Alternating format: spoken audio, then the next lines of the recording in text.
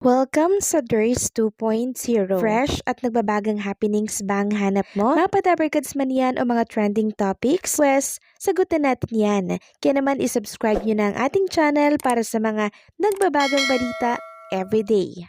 So, ayun, welcome back again sa ating YouTube channel mga kadabarkads, and for today's video nga pag-uusapan natin ay ang mga pangyayari po sa loob at sa labas ng Itbulaga. Simulan natin dito sa papremyo po na pinamigay ng Itbulaga kahapon, December 9, 2024.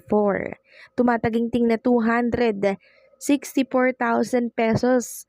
So, halos mag 300 na, di ba? Kahapon lang po ito kasi total of 15,000 pesos para po sa pamasko mula kay Singing Queen Jean.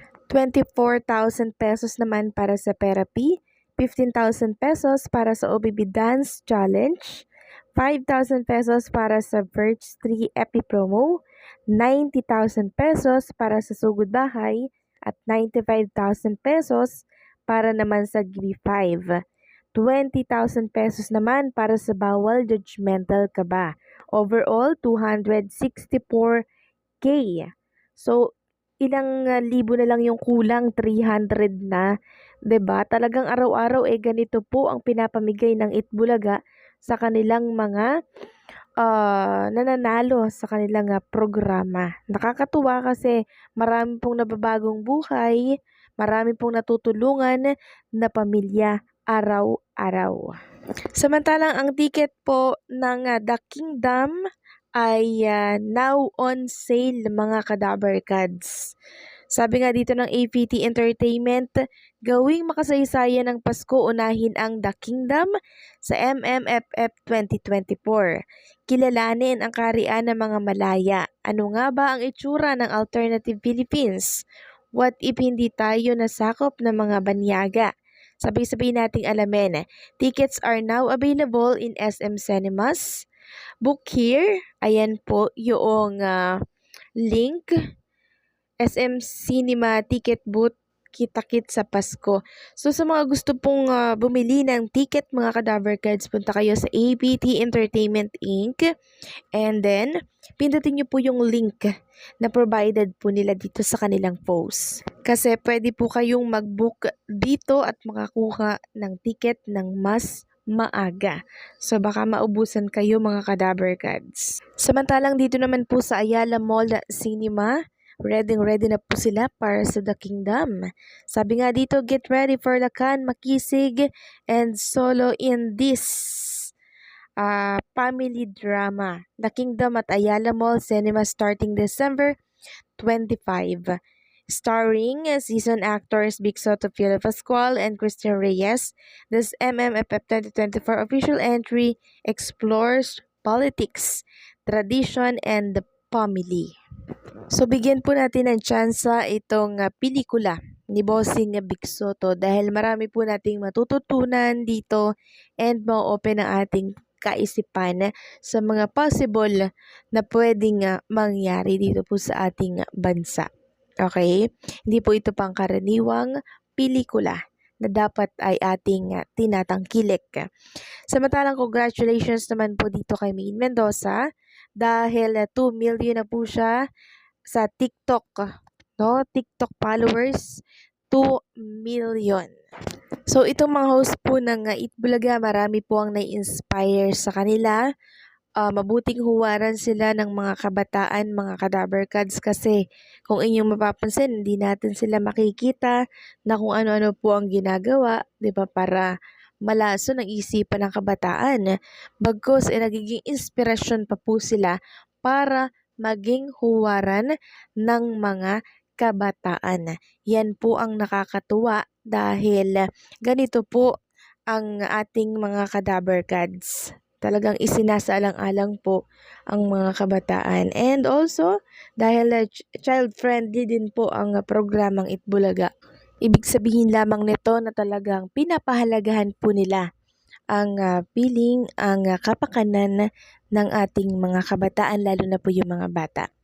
Samantalang narito po ang malaking announcement na bumulabog po kagabi sa ating mga kadabarkads. Ito po ay isang napakalaking selebrasyon na dapat ay malaman po ng lahat mga kadabar gods. So ano bang selebrasyon yan na kung saan ay gaganapin po dito sa napakalaking venue. Sang venue yan?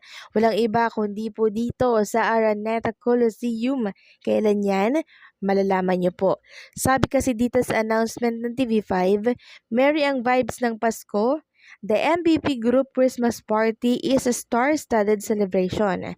The stars will shine brightly at the Araneta Coliseum as your favorite performers and personalities take the stage for fun and exciting performances under the musical direction of Maestro Louis Ocampo and directed by Mr. Johnny Manahan. Join the MVP group in celebrating Puso at Servisyo in a two-part Christmas special this December 15 and 22 Sunday, 5:30 p.m. on TV5 Sari-Sari Buko Channel, 1PH with same day catch up on RPTV. Merry ang vibes ng Pasko, the MVP Group Christmas Party is for the benefit of Typhoon Survivor.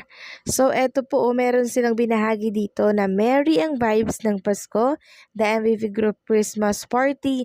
Andyan syempre ang mga kapatid artists and syempre ang ating mga kadabar cards. Si Alan Kay, sino pa ba dito ang andirito? Ayan po, makababasa nyo dyan.